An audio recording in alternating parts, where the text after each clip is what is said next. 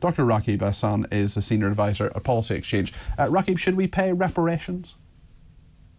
No, I think that we need to look forwards when it comes to the Commonwealth. I want to see a future-oriented Commonwealth which focuses on trade and investment, environmental protection, education and social mobility, how member countries can be brought closer together in terms of security and defence.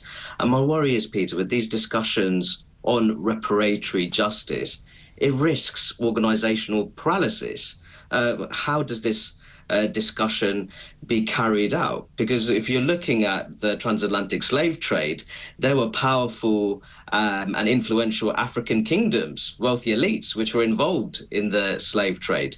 So I think that what we're seeing here is the possibility that the Commonwealth is risking getting itself trapped into very long-winded, protracted discussions on reparations, when really we should be looking at future-oriented forms of collaboration. It's a little bit tricky for the Foreign Secretary, David Lammy, because in a debate in the House of Commons on the 14th of June 2018, he said the Caribbean nations have been united in wanting to put the issue of reparations back on the table. It is important that this country hears and listens to those calls for support, particularly against the backdrop of the government making it clear that they wish to enter into trade negotiations with these countries once again.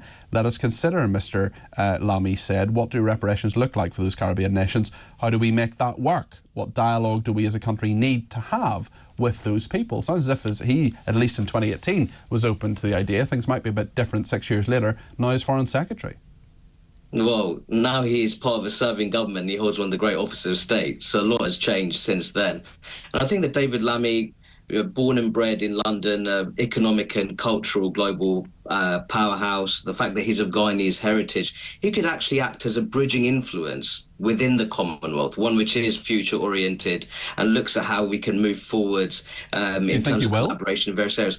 I'm not entirely sure. I'd like to think that he would go into that direction. That's what I would like to see. I think that's what many people would like to see. But going back on this discussion on reparations, you mentioned some of the figures there from the study which was published by the University of the West Indies.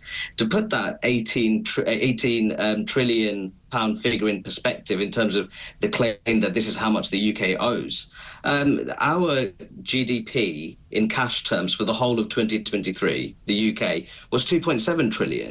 So I think that the risk here is that we're going to get into these very long conversations about reparations when we have very real challenges, very pressing challenges that all of the Commonwealth member countries are facing today. And I think that's what our focus should be on. And it's completely unrealistic to that sort of figure course. Anyway. Even if we wanted to, you'd shut down the country and give all of our GDP to those countries. I mean, it's not in the realms of possibility that even 1 trillion would be sent.